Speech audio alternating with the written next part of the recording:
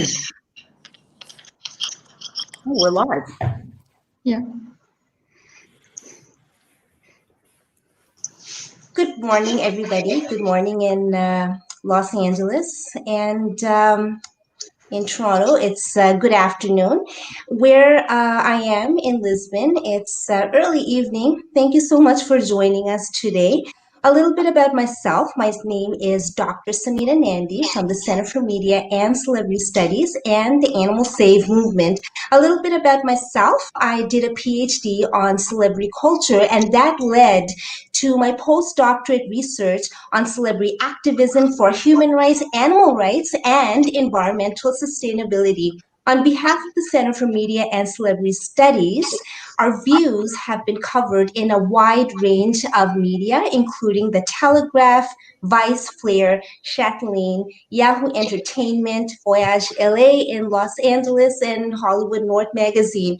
We're so thankful for this broadcast today. A huge thanks to the Animal Save Movement, the Health Save Movement, and Climate Save Movement for supporting this talk series. Our question is, can a celebrity get you to watch The Dominion? We have fantastic guests today. We're so honored to have them with us. I'll let Mary Fantaschi, my co-host, introduce herself and the panelists. Thank you, Samita. My name is Mary Fantaschi. I did my bachelor's in sociology while I was doing my last year and applying for my master's. I became ill with a genetic illness, and it opened my eyes to the idea of disability rights and how that connects to veganism. In my first year of university, I went and worked at Farm Sanctuary, and that's when I became a vegan. So I had been a vegan for a few years when I became ill, and so the connections to me were very obvious between animal rights and human rights and disability rights. And so I started writing some papers on that. That is when I finished my thesis eventually. I'm just waiting for a surgery. That is what I want to do my thesis on, and how intersectionality can really strengthen a movement. And that's part of what I'm interested in celebrity culture, is the idea of representation, vegan representation, widespread, diverse vegan representation, and why that is important. But I'll pass it on to our lovely panelists. Ace, I don't know if you want to introduce yourself. You can go ahead. Just tell us a bit about you and your work. Thank you. Hi, everyone. My name is Ace. I work as a professional model for Elite, but I also have a former previous life of sports, and I've been an athlete for most of my younger years in track and field, and I was swimming for 8 years. So I have education on the university in sports nutrition and in sports injuries. And it makes me have a good connection, or a strong connection, when it comes to diets and when it comes to lifestyle and all this kind. It's a big passion for me.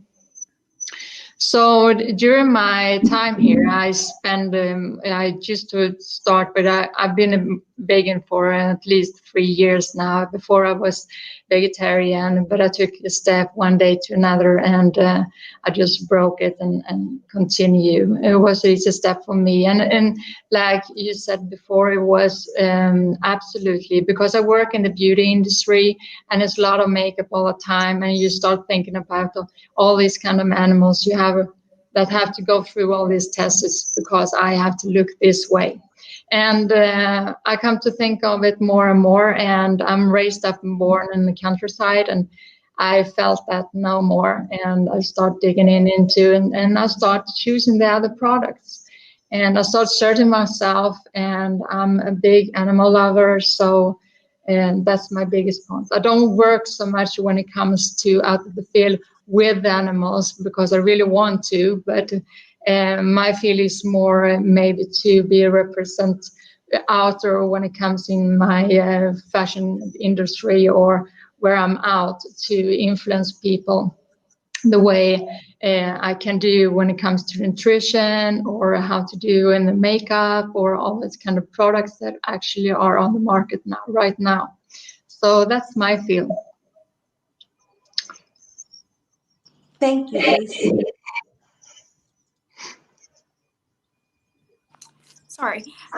Thank you, Ace. If Patrick, if you want to introduce yourself a bit about your vegan journey and your current work, that would be fabulous. Thank you. Absolutely. It would be my pleasure. Thank you for having me here today. It's great to talk about this with all of you.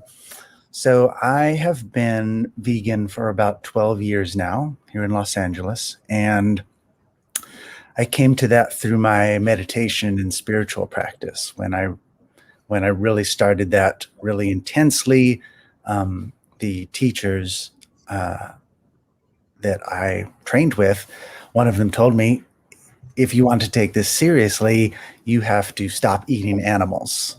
And I thought that made perfect sense to me. And so I went vegetarian, and I felt so good, so immediately, that it actually put me into a weird little mini depression for like about a month, where I thought I could have been feeling this good for my entire life. And I kind of was sad for all the years I hadn't been vegetarian. So I immediately went vegan, never looked back. And for me personally, I don't miss any of that lifestyle at all. Veganism has just been absolutely brilliant for me. And so as part of that, as part of my veganism and my spiritual practice, at the time was and am a photographer here in Los Angeles. And I started shifting the way I would create my art and run my business. And I started realizing that I didn't want to just work with anybody. I didn't want any random model showing up or working with makeup that was like animal products. And so much of the industry was in conflict with my natural, vibration, how I wanted to live. And I figured, this is my life. This is my business. I'm the one deciding how I get to live. And so I decided that I would start working with people whose vibration and values aligned with mine. So I started only working with vegan models, vegan makeup artists, for clients even that were conscious clients. So on a really blunt level, vegan fashion designers.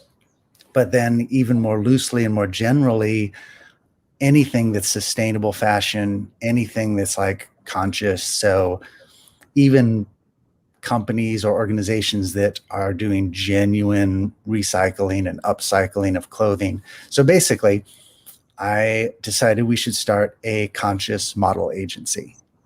And not only would we represent models that were on plant-based diets and living conscious lifestyles, but we would exclusively only work with clients that were elevating their industry somehow and like having some sort of conscious aspect to their business. And that brings us to today. Thank you, Patrick.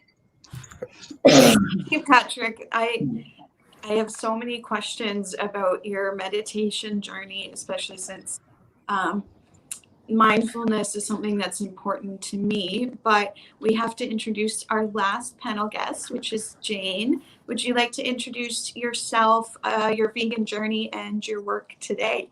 Thank you. Sure. My name is Jane Valez Mitchell. I'm a journalist and author. I was in the news media for 38 years as a reporter on television, a news anchor, and a TV host. Formerly had a show on CNN Headline News, HLN. Then after I left that, I started my own nonprofit, JaneUnchained.com. And we do live, Facebook Live. It's a team effort. We have more than 70 volunteer contributors who go live around the world at, under normal circumstances, veg fests, conferences, vigils, protests, marches, demonstrations.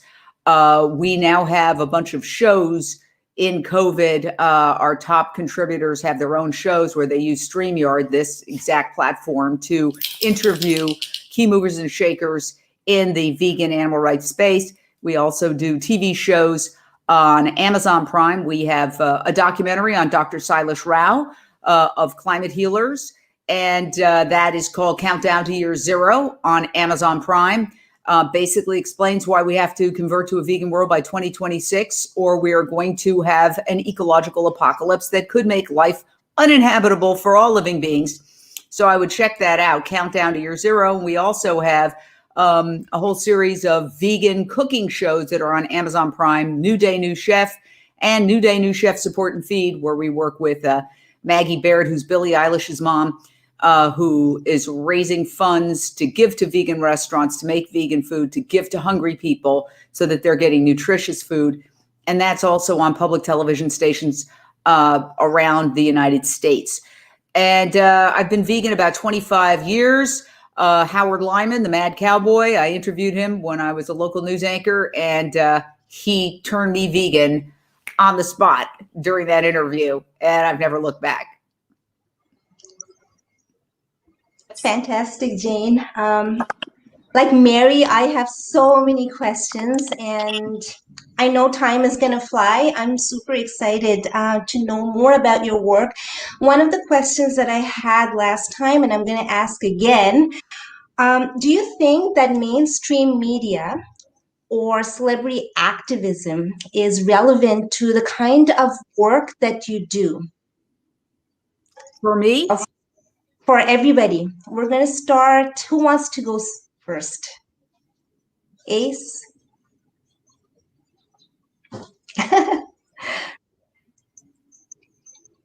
I'll jump in because I have an answer to that, because I wasn't. Sure, go ahead.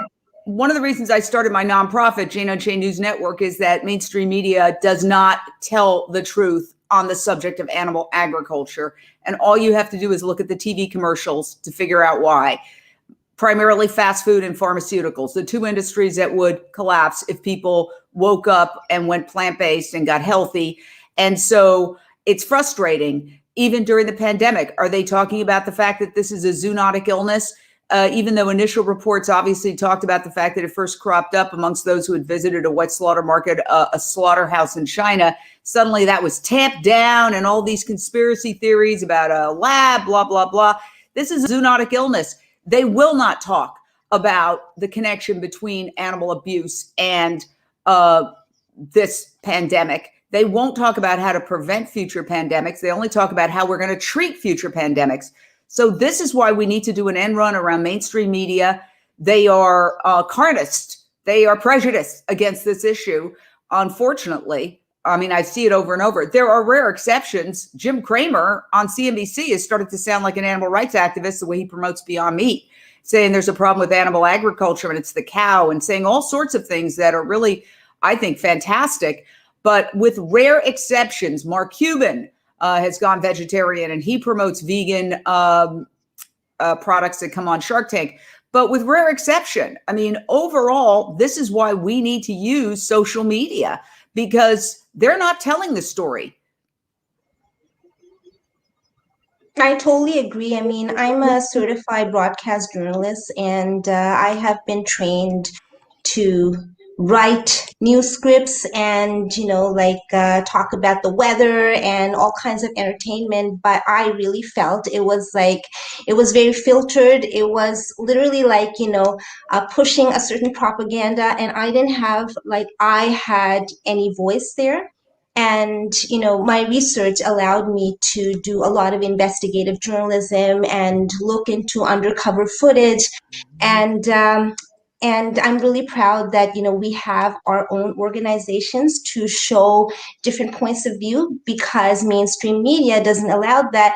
But at the same time, like you said, Jane, social media has the capacity to reach out to the mass that needs to know the facts. I mean, they need to be educated on what's going on with the environment, with the animals. I mean, everything that is not talked about in mainstream media, social media does have the capacity to share that. So I'm really proud of you, Jane, what you're doing. It's really powerful. And you have your cooking show on Amazon Prime. Congratulations on that. That's recent news. That's really powerful. Who would like to comment on this next? The question is, how is mainstream media or celebrity activism, which is a part of media activism, relevant to the work that you do? So I know Patrick and Ace, you both work in fashion modeling. What would you say on this? Is mainstream media relevant to the work you do? I think it very much is relevant. I mean, of course, it is a system of our culture where as a collective we share ideas. You know, this is effectively what media is as we're speaking of it. And one of the kind of short, quick little quips that I keep in my head when I'm working on Love Light models and kind of changing the value set and perspective of clients as we try and promote veganism and higher consciousness in business is I remind people, I'm like, if you really want to tap into mainstream media, if you really want to play at the game that they've created, you have to remember that we need to make veganism and any sort of activism. And the way I tell it to my customers when we're speaking about it is at some point you have to remember we have to make vegan fashion cool and sexy, because that's what the middle of the bell curve consumes. That's what they want. That's what mainstream media feeds them. That's how mainstream media makes its money, by, getting the most viewers possible. So they spoon feed the content they know the people want to see to the people that want to consume it.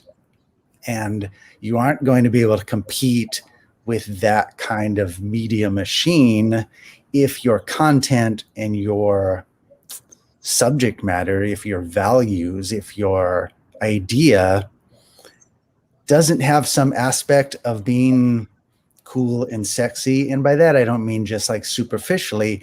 I mean, it has to be professional and real. Similarly to when your friend has a band and they play you their CD, you can hear immediately whether it sounds like all the music you hear out in the world, all of the professional music you hear, or whether your friend's band sounds like he's just some guy in the garage with his guitar. It's like, you're not going to compete. You can't compete unless what you are talking about and what you are sharing with people is on a similar level, media-wise, visually, intellectually, in its entire presentation. So I think there is a beautiful aspect of social media allowing us access to people. But at the same time, mainstream public's bar for what they consider to be content worth their attention is set really high by, these billion, trillion dollar industries and the amount of money they have to spend on the content they get to share with the mainstream public. So really and truly what we're talking about is the mass public. The reason why mainstream media is so important is because the access that they have to the mass. And what's really challenging is the kind of filtered information that they have. And we get caught into debates, and the problem with pretty much all social issues is categorization. We have, like, as humans, we have this power of being rational, and as much as rationality is key for progress, it also has a capacity to categorize us and to discriminate us. And that's what we have in mainstream media. But based on all my research, what's really key to bringing social change is arts, and specifically like aesthetic communication and the use of visual storytelling. So based on all my research and my observation, what I realized is pretty much what you're saying, Patrick, is the use of fashion and overall style. So just a couple of years ago, I had the honor and privilege to host the eighth conference in Lisbon on behalf of the Center for Media and Celebrity Studies, and it was all about ethical fashion, and it included vegan fashion, talked about fair trade, labor, everything. And that conference led to this book. And those who are watching our live stream today has the privilege to know a little secret. This book is called Ethical Glamour and Fashion Styling Persona Brand. And the dress that you see here, that's the dress that I'm wearing right now. And I'm so proud of all our authors who have talked about the value of vegan fashion and, using an ethical style overall. So that's what I would really push for, is using that kind of art. It's something that everybody could do, just like eating food. Fashion has a lot of power. What would you say, Ace? You are a world fashion model. You are Mrs. World, Sweden. What would you say about the power of fashion when it comes to social change? I think it's huge when we have come to the platform you have out there, and you should be really smart to use it. I mean, they use it, and you just use their tools to get out what you want. And we have all these kind of celebrities out there, and they get the good brands, and those brands pays the influencer a lot of money for having this kind of, call it sponsorship, or they sign the contract. On our side, when we try to fight this battle to get our call it a lifestyle out there, to spread it out to so many people we have to be smart. And I think when it comes to be an influencer, or when it comes to be a model, or whatever you work in this industry, you have how should I say it, you have to be wise when you start that, because everything is not about money. If you want to go with this and you want to be a represent for this, you have to do it by heart. It's nothing else to it. And it's a huge mass out there with a lot of young people, and they look up at everything they see out there. They absorb everything. And it's just an amazing tool to use, and you use it wisely. And I think you can go far with this. I just work, not only in the beauty and the fashion and go and do beauty pageants and fashion shows, but at the same time, I work with the fitness industry. So it's the same thing there. People want to lose weight, this and that, and they got in all kind of different diets, and diets for them, it's like, they have to lose weight when doing some, horrible stuff to their bodies, and simply use this kind of just lifestyle to go plant-based. You never have to think about what kind of calories it's intake and out of, and be crazy about it. We have a huge amazing time in front of us, and can we just grab a spot there and put the foot in? You can do a lot. And then, like Patrick said, when it comes to this, we have to get it more sexy or whatever. I think that's absolutely great, because that's actually is true. You have to attract them in any way, and it's always been like this from the ages of time, that beauty and everything that has to do with that have always been something that people have looked up to, or something attire that people have even in the tribes since ages of time. So this is nothing new. It's nothing new. It's just that we have to use the same signals out there. And I remember it was a woman that she works still in the fitness industry. She worked with this strong is a new fitness, or fitness is the new strong. I mean, this is the same thing. Strong is the new sexy, and it's the same thing with this. Also, vegan is the new sexy. So use it. as much as you can. And when it comes to the influencers, you have to be, now I think you have to be smart. Don't go for the big, signing up for the big country. No, you're selling yourself. You're selling yourself because it's not, you cannot be vegan and sign up for the contract for doing all kind of chemicals and tests on animals. You can't, it's not, you're not pure. You're not pure. And I think it's very, very important when you're out there to be honest on who you are, what you stand for, because people are looking up at you all the time. And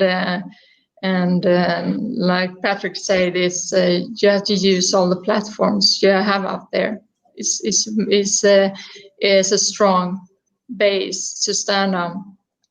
So I don't know more to say about it, but it's like the fashion industry is big, and the influencers are many out there, but they're saying almost the same thing almost. And when it comes to vegan and plant-based, you have to maybe change your niche a little bit. And what Patrick doing is absolutely taking a step further when it comes to the industry to make everything in a whole package and apply it to clients in that way, so they can choose something that are not, have any sort of negative impact on the environment or on the animals or whatsoever, and people are going to think of that in the future, and even they do so now. So can just say applaud to you, Patrick. Good work. Thank you, Yeah. Ace. You just had me thinking about the fashion industry. And one thing I noticed even as a kid, is the way that fur has come in and out of fashion. And, I remember, when I was younger, fur was not a thing anymore. Like PETA, as much as I have some criticisms of PETA, they really did some great campaigning and got rid of fur. And then we're seeing it come back into fashion a little bit with the fur trim. And I was just wondering if if any of you, but particularly Ace or Patrick, just because fashion is your domain, if you wanted to speak on what you have noticed in terms of trends and veganism and, especially I'm thinking of fur, but also cruelty-free makeup, and how it's sort of become in and out of vogue. I was just wondering if you wanted to speak to what you have noticed when it comes to the trends of, it almost seems like sometimes cruelty-free is in vogue and sometimes it's not. And I was wondering if either one of you wanted to speak to that and how it's affected your work. Yes, that's an excellent point, an excellent observation. And I do have some ideas on it. And I am a talker, so you guys have to cut me off. I will just this is such a great soapbox with like-minded people. I'm like, yeah, let's tell everybody about all this vegan stuff. So to get back on track, so I went to art school. So my degree is in art, in graphic design. So I'm wholly not qualified to speak about some of these things, but I have ideas about them anyway. And this is one that I think that I've seen. This is what I've experienced. I feel like there's a reoccurring capitalist wave that happens where, let's take your example about fur. Fur was popular, and then through efforts like PETA and the industry as a whole, it dropped out of popularity. We saw fur come crashing down, and we were all very excited. But then you're right, there was this resurgence. And I think this happens in just about any capitalist system, because when there's that dip, there's no more fur's not trendy, there will be some capitalists out there who's what's a great way to make money? We should bring fur back. We could make it cool again. Because it's been gone, people have forgot about it. And from a capitalist standpoint, from a marketing standpoint, and from a sales standpoint, when there's a vacuum for something, it's a good opportunity for you to jump into that void to sell the thing. And so the upside to this that I've experienced is every time someone jumps back in to fill the void and, oh, here we have a little bit of fur again, it doesn't quite come back as strong. It wasn't like it was. And then it may be around for a little bit, but that will fall out again. And then someone will again say, oh, look, there's a void. Let's sell some fur. So it will peek its head back up.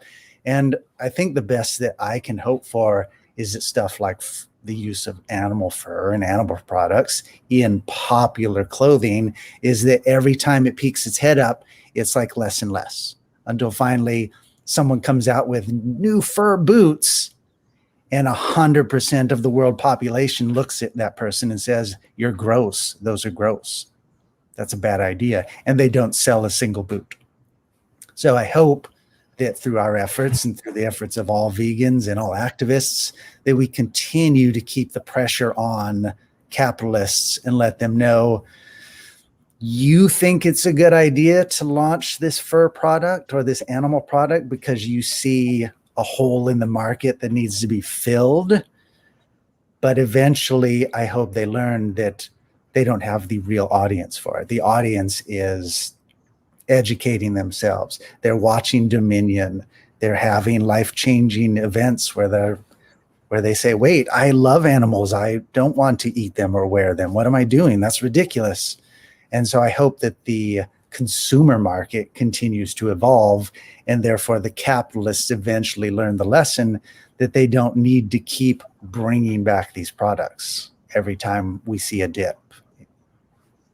Yeah, and there's so many alternatives, and Ace and you both talked about brands and making a wise decision around brands, and like really supporting them. Jane, do you have any comments on this? Yes. First of all, let's Yeah. give a shout out to PETA for being the most impactful organization to eliminate fur. Just yesterday, I signed a petition and sent a letter that PETA sent me via email to get the Sundance Film Festival to completely detach from Canada Goose. PETA has done more on this issue than all the other organizations combined. So let's give a shout out to PETA for being the most effective organization on this issue. Michael Kors, who had really fought against giving up fur, who was subject to innumerable pleas and letters and petitions. Well, ultimately, when he walked out with Dan Matthews at PETA, it was to announce that he was giving up fur. So, yes, I think it's very important for us to support organizations that are doing really important work. Now, the pandemic has had an impact on the fur industry because the mutations that were discovered in mink in Denmark resulted in the massacre of approximately 17 million mink in Denmark alone. And we had on Jane Unchained an interview with Casper Hilt, who's an amazing activist who went and took video of this horrific massacre of these mink. And he had this video of mink, giant dumpsters filled with these bloodied mink. It was the most disgusting thing I've ever seen. And again, the mainstream media, not a word about the suffering of these animals. Their main headline is, oh, the mink industry is going to be impacted by this. And then immediately mink farmers came out of the woodwork, and there were profiles of poor mink farmers who've lost their income. Jobs are always used as an excuse to justify exploitation. And sadly, the answer of the governments around the world and international organizations wasn't, let's get rid of fur once and for all. Nobody needs it. It's a completely useless industry that is horrifically cruel. No, their answer was, let's increase biosecurity at fur farms. And this is the insanity of our culture. But if we are here today to come up with a solution, we all agree. We're all on the same page. It's how do we get these power brokers, these people who are at the juncture of what the masses get to hear? How do we flip their switch? Because every time somebody in power wakes up and has that light bulb moment and starts realizing we don't need to eat animals, we don't need to wear animals, we don't need to experiment on animals, there's a way around it. That person, if they have a lot of stature, can really make a difference. So getting back to the Dominion Challenge, I've looked at media and tried to see, well, what is effective? I think one of the most effective, and I'm not talking about politics right now, I'm talking about templates for us to use, is the Lincoln Project. The Lincoln Project was a group of Republicans that decided that they didn't like what was happening with the prior administration, and they started putting together these really dynamic ads taking people down and speaking truth to power. And I think we could do something like that. I remember, for example, I do admire Rachel Maddow on MSNBC. I watch her all the time. I think she's brilliant in many, many ways, an incredible communicator. And at one point she said after a Thanksgiving a couple of years ago, well, we got a turkey that was too big to fit in the oven, and so we put it on the grill. And you know what? Necessity is the mother of invention. It was so delicious. We're going to do this every year. So it infuriated me because she should know better. It's a leading cause. It's at least a leading cause, but arguably, according to a new white paper by Dr. Silas Rao, which I also sent her, the leading cause of climate change, habitat destruction, wildlife extinction, human world hunger, preventable human disease like heart disease and cancer, water pollution, everything, the pandemics, all of these problems stem. So if this woman is so smart that she can understand the nuances of the Mueller investigation and all sorts of intricacies happening on Capitol Hill, how can she get that basic information that this is something that we should certainly not shill for at the very least, and we should look at critically? So we did a video on Jane Unchained.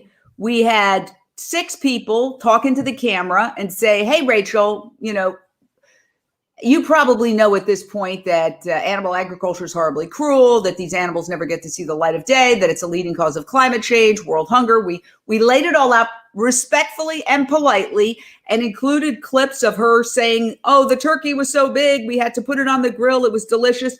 And it wasn't a nasty video, but it did speak directly to her. We put it up, and I think she saw it.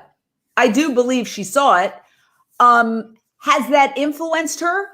I have no idea, but we do have to give these celebrities credit when credit is due. When the pandemic erupted and slaughterhouses became COVID-19 hotspots, she was on the forefront of reporting on the problems at the slaughterhouses, not in reference to the suffering of the animals, but in reference to the suffering of the slaughterhouse workers and the connection to, for example, environmental racism and other issues.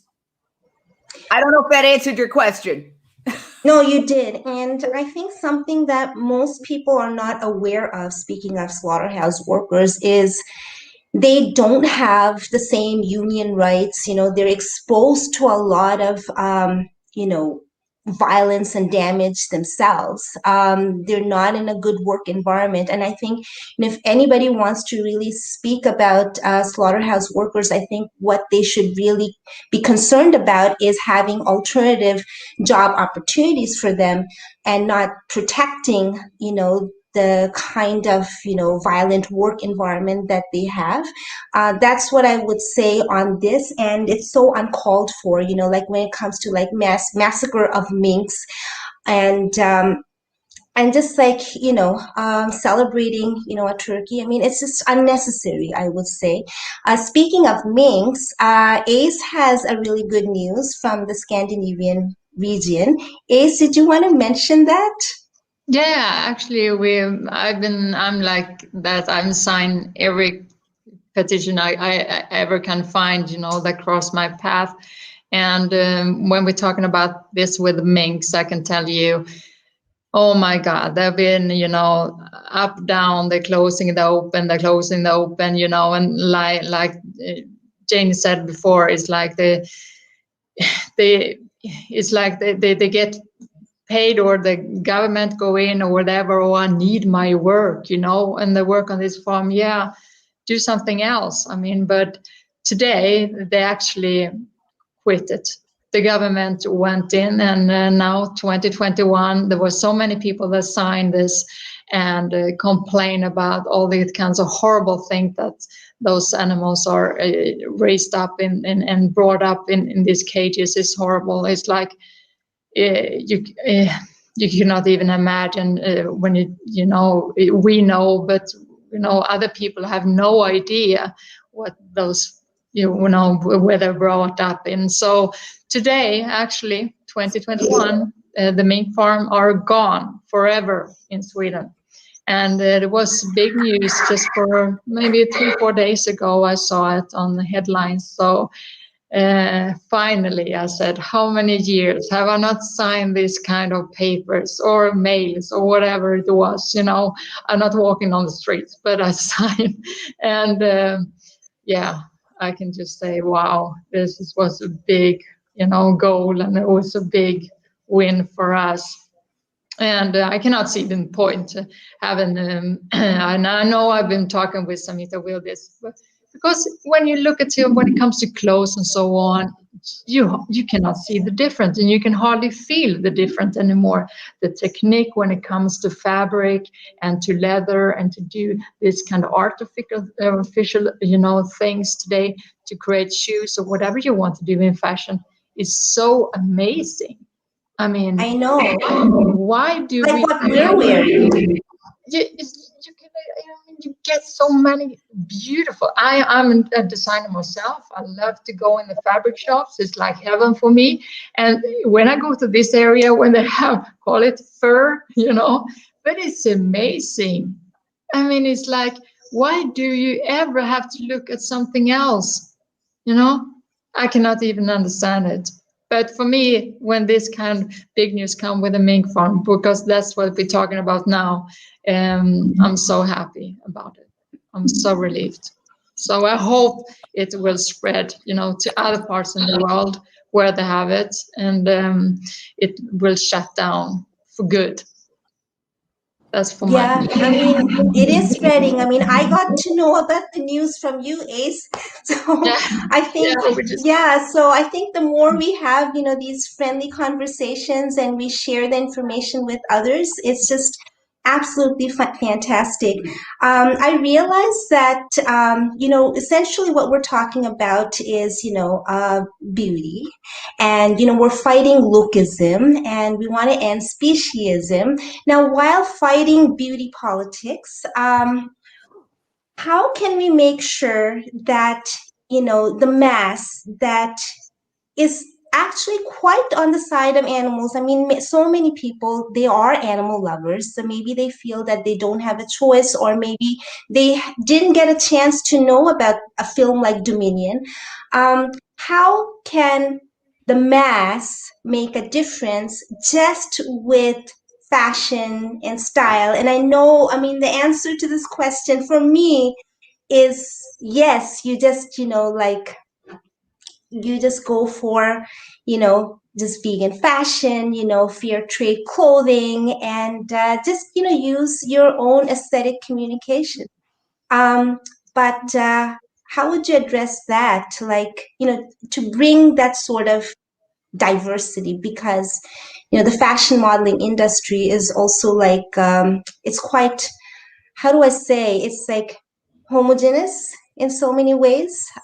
It's not quite diverse. So how can we make sure that a diverse mass can use these kinds of like fashion and style, if that makes sense? I think one of the best ways I've found to adopt that initiative into what I work on and what we work on is, as an artist and as an entrepreneur, I feel like you really need to keep that at your foundation, at the core of what you're doing. And I feel like that's what helps humans elevate and truly transform whatever they're working on, whatever someone's passion is, whatever the activism is, whatever the goal is. You really have to be clear about what you're doing or why you're doing it. Like why vegan fashion? Why a conscious model agency? And that's why, when I started Love Light Models, I named it a conscious model agency and not a vegan model agency, because I wanted people to understand that our motivation behind it was not just about veganism. That's one of the branches of living more consciously. And so that way we needed that because we very much also wanted to discuss all the other things that the industry has done terribly over the last 50, 70 years. It's like diversity. It's like, really? Fashion industry? Come on. It seems morally and ethically like the fashion industry, in terms of its diversity and being inclusive, is just so behind where it could be and where it should be, ethically. And so making sure that you have those ideas, like what are your ideas? What are your values? And do you understand them? And are they truly at the core of your project, of your mission, of your journey? Because if they're at the core, then they will inform all of your steps. And you won't have to have a bullet point or a line item that says, oh yes, be sure to include people of color in your campaign. It's that's how the companies that are failing at diversity view diversity. That's how they handle it. That's how it shows up in their thought process. It's like, oh yes, and remember to do this. And for companies like ours and for other activism-based businesses, it really has to be at the core. You're like, no, we're going to be good first. Our agenda, our core value set is let's do things better. And I joke to all the people that I work with and I communicate with, and I say, we're either a conscious business or we aren't. I have no interest in running a model agency. I only have interest in running a conscious model agency. If it's not a conscious business where we support these ideas of like treating people better and treating animals well and like just be better, you can so easily upgrade the way you behave and the way you think and shift your value set to be more inclusive, be more compassionate, and to educate yourself even just a little bit starts to transform your world so easily that from an entrepreneur's standpoint and from like a business standpoint, once you make those your core, it really does inform everything after that. And so I feel like that is the way that I've kind of kept all of those things at the forefront of our efforts. It's like before we do anything, it's like, well, who are we going to include? It's like, well, we want to include everyone. Like who? It's like, and have we left anyone out? And people say, well, what are you doing? I'm like, it doesn't matter what we're doing first. Are we doing it right? Are we doing it well? Are we doing it the way that aligns with our value set? And then once we're like, make sure that we're behaving the way we want to behave, then you can build your thing. Then you can do your thing. But, when it's reversed oftentimes in most kind of capitalist structures. So keeping that value set at the core of your business and your activities really does make issues like diversity and inclusion a lot easier to not just to do, but to communicate to the people you're working with and then further on to the people you hope to reach. And I'm very proud to say that I'm a part of your organization too. And thank you so much for representing me. It is And my honor. Absolutely my honor. your organization really speaks on diversity and inclusion. And while it's supporting beauty, it's also fighting beauty politics and fighting lookism, which is really what we're talking about today. Speaks on all the issues that Mary has brought into the conversation, like, representing people of color and disabled and queer, and have an equal representation for men and women of all ages. I just realized that, time is flying, when it comes to fashion and style. Time just flies, and I'm sure we could do so much all together. We have 10 more minutes. I'm going to ask Mary if she has some pressing questions, because I know we have a lot of questions. We have a lot of comments coming in. Mary, would you like to ask any Yeah, questions? thank you. Oh gosh, I have so many thoughts. It's definitely a challenge, I think, what we're discussing, to balance, like Patrick is saying, with conscious representation, right? And making sure that at the core of what you're doing, you just want to include everybody, but at the same time, working within a capitalist structure that is heavily based on superficial looks, and balancing that. One thing I wanted to bring to the discussion, just because it's been a relevant issue with the SAVE movement, which, for anyone who doesn't know, the Animal Save movement does vigils outside of slaughterhouses across the world. The idea is to bear witness to the animals who are suffering. And one thing that has always been really important to the Save movement is taking pictures of the animals in the trucks, which is borderline undercover footage, which recently was made illegal. And when we're talking about Dominion, Dominion is heavily undercover footage. And I just wanted to bring to the discussion the importance or non-importance of undercover footage in creating, a message, like a conscious message, trying to push the message of veganism and animal rights out. Is undercover footage important? Do we need it? Jane, I wonder if you wanted to speak on this, since you brought up the footage with the mink. Do you think that undercover footage is crucial to showing the masses the truth? I guess is my question. Thank you. Jane, I think your microphone is muted. Thank you. Sorry. It's absolutely crucial. The makers of Dominion should be applauded for just their incredible courage. It's so hard to watch. Imagine putting it together. Imagine collecting the footage and editing it. The enormous agony of doing that. So Chris Delforce and the entire team that did that, they're heroes. And I was on the dominionmovement.com page, and you can download, and they allow you to use whatever you want. So we could create 5-minute, 3-minute, 2-minute clips and challenge certain people to watch it. I would love to challenge politicians, celebrities, media leaders to watch Dominion and put their face. If something has their face on it, chances are their PR people will let them know that their face has been featured in an ad campaign. So that's one way to get them to look at it.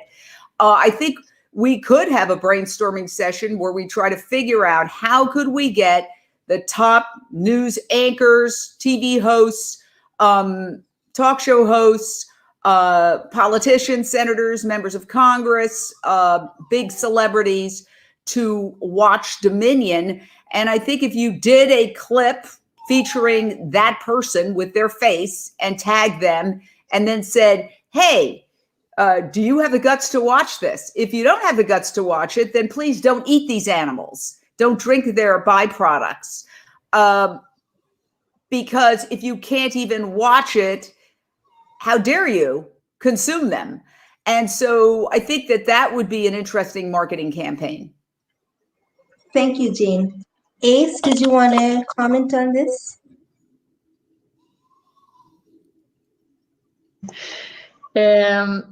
Yeah, when it comes to these footages, I didn't know that they have to stop it. That it's not allowed anymore. I actually didn't know. And for me, it's like, we have to have some tools to get it out. And the pictures and when people see with their own eyes what actually happened. I used to say like this, we have a huge slaughterhouse where I was raised up. And I used to say, if there were glass walls, no one would eat meat, but because it's living in the middle of the city almost, the trucks going in. But if they actually have seen what's inside there, you should not eat it, they will never do. So all these kind of photos and video films, they are so brave to do this and to can have the courage to stand there and still fight for it. I'm applauding them. So in some way or another, I hope they can continue, because the picture of an animal that are very capturing to see, and it's, you have to go by people by heart. That's the only way, and the videos is very effective on people. They are very hard for them to see, even 5 minutes on this video or this film or other films for that matter, but they want to have it on the plate anyway, you see. And you will see, we have to have more and more of this coming out, I guess, more and more films. You have to continue it, be very consistent with it in some way, because it's like, okay, we're never going to give up, never. We're going to fight for this forever, for these animals that's standing there, because why? I have friends say, they have for dinner, they have no clue what they eat, and they think they're eating like a stew, whatever is not meat, I say. And the cakes I bring and everything, they eat like never before. And then I said, no, you're having beans like for the whole evening. They have no clue, because they cannot feel the difference, you see. They can't, so it's like, this is like so useless and so horrible. And I don't know what more to say about it, but it's like I we would have to say that, continue. I would say that humans have a very strong capacity to create anything they want. Like if we want to recreate a certain form of clothing or food, it's very easy to recreate. And I'm really proud of all those who are taking a step to just be a living example of change and to be the voice, because those that we're standing up for, they're not voiceless, they are silenced. And so being that voice, to use each and every platform that we have, it goes a long way. I think, like Jane said, we need another brainstorming session. This panel just flew by. I can't believe. I have one last question, unless anybody else has any further question or comment. What risk do you take to do this kind of work, and what would you tell your viewers, your readers, your followers to consider when it comes to taking a risk and standing up for the cause that you are standing up for? Patrick, do you want to share some final thought? It would be my pleasure to share my final thought on that question. As you asked it, I started answering in my head, and I thought, I wish I had a really cool answer. Like, I wish I had like a cool sound clip or something really smart.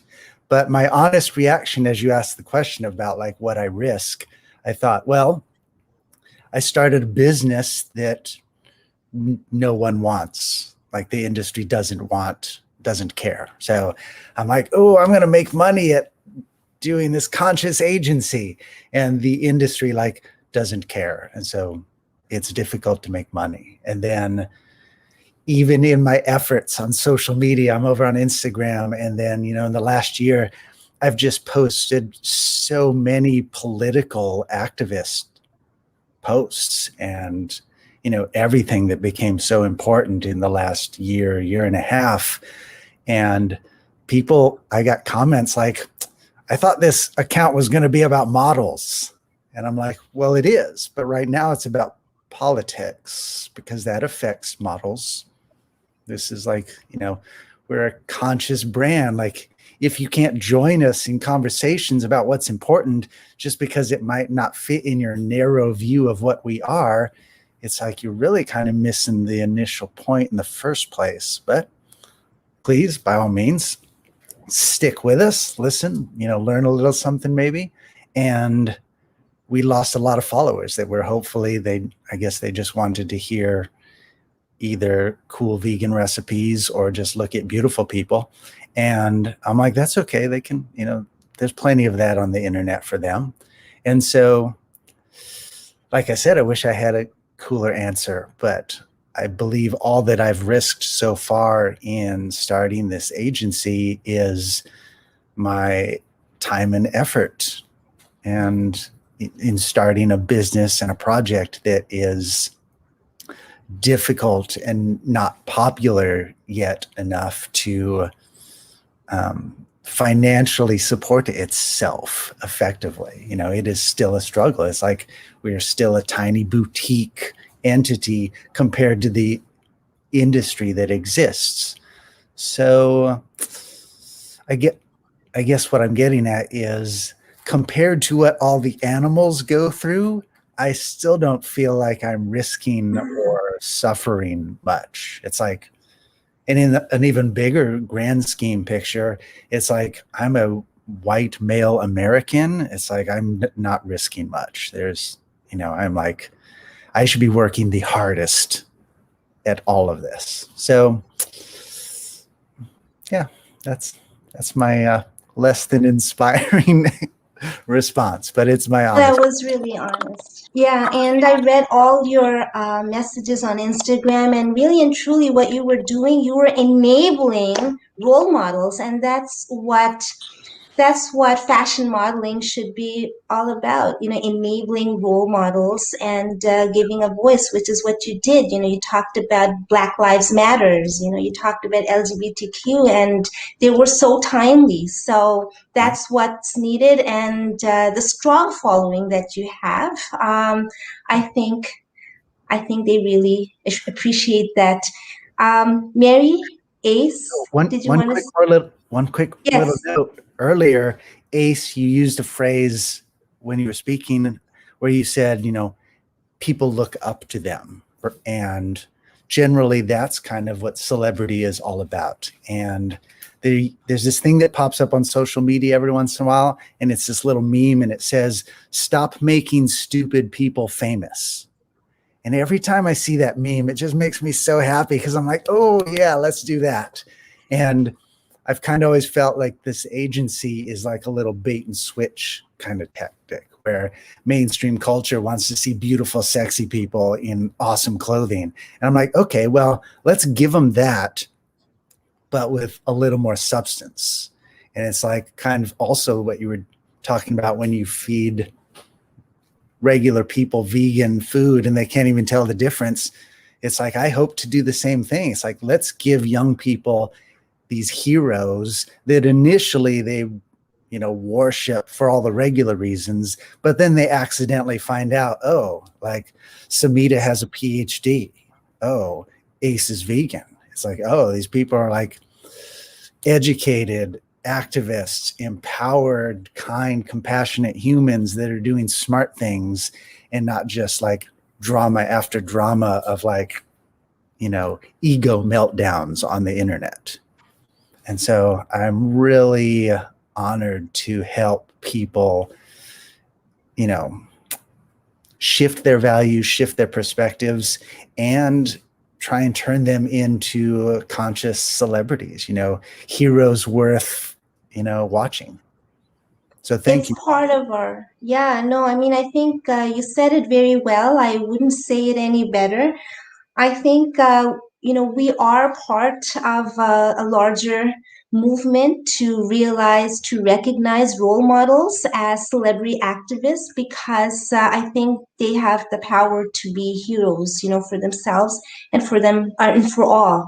It's just a matter of equipping ourselves with the skills and the knowledge that we require, and we're doing it together. If it weren't for my friends and my colleagues, I wouldn't be here speaking in the same capacity. I mean, I learned about human rights, animal rights from my friends and from my colleagues. It wasn't school or university teaching me, but it was the journey of doing research that enabled me to learn and to share. And I'm still learning so much. Ace, would you like to share your final thoughts on what kind of risks do you take, and what would you tell your followers when it comes to taking risk and standing up? Yeah, I don't think that I have so much to lose. I used to say I've done my part when it comes to the model industry. I do my things that I want to do. If they don't like me, they don't want to book me. I don't care. I'm like that. They can't buy me either. So it doesn't matter what kind of contract they come with. I will not take it. I'm sorry. So that's the way I work. And I I want to reach out to the young people. I want them to feel and and I see also a lot of young people, they actually go to this and start to eat vegan, and then they search for the vegan cafes or restaurant. I hear it more and more. It's getting, it spreads. So for me, it's like the future. And can you just be some kind of, call it like hero, and someone they look up to and say, okay, I mean, she's 50 and eat plant-based and be healthy and have a lot of energy, and you can compete with anyone that are half your age, because that's why I do, even if I lift in weights, or if I go to a beauty pageant that are half my age, I still have the chance, because it's lifestyle you have, and it have a huge impact on your body, on your health. If you have any issues when it comes to, diseases and so on. So, no, I would just say I focused on the young people and try to reach out to them in any form I can. And that's my last sentence I would have. And it was a pleasure to be around you and to speak to you all. And I hope we get more time some other time. Yeah. Mary, did you want to say any last word? Yeah, actually, I want to thank everyone for being here, of course. You all gave amazing answers, insightful answers, and I think definitely gave the audience and myself a lot to think about. But I did, since we're, talking about ultimately how do we reach the public, how do we reach the non-vegan people, especially the non-vegan young people like Ace is talking about. And I think the idea that Jane came up with was really fabulous. The idea of creating clips and then directly asking people to watch them. And I think we do need to use all the tools available to us, whether it's undercover footage or fashion. And I think the more different vegans we see, the more people are going to see themselves in others. And like Patrick said, doing the work for marginalized people and like trying to get more vegans of color in the mainstream will help young people of color go, okay, this movement is for me. Because I have heard from disabled people who say, well, there's no other disabled people in the movement. It doesn't fit, But the more diverse representation we have, I think the more we can reach those young people and they'll see themselves in, these vegans. So I think using every single tool that we were talking about today to reach the masses, to reach celebrities, I think we've come up with some really interesting ideas of how to push the idea of animal rights and animal as people. I mean, that's really what we're talking about here, is that they are people. And like Samita said, they have been silenced. And what can we do to give them, to project their voices? And I think you've all given fabulous answers. So I'm just going to say thank you again. I will leave it to Samita to close if you would like to. The hardest part. Yeah, I'll leave you the hardest part. There you go. Well, the good news is, and there's always a good news, we're coming back next Sunday. And next Sunday, we're speaking with Dr. Anita Crank, who is the founder of the SAVE movement. And it's going to be such a wonderful honor and privilege to hear her speaking. So we're going to continue this conversation with some closing notes from her. And we're going to have a rising Bollywood star from Bombay. That's going to be just wonderful. So please do follow us, join our conversations. We're going to continue conversations on Instagram, on Twitter. Do sign up with our listserv, and we're looking forward to having you back with us. Thank you so much for joining, and have a fantastic week ahead. Not going to let you go. You're going to hear from us very soon. Thank you so much, Patrick, Ace, Mary, you. and the whole team of the SAVE movement.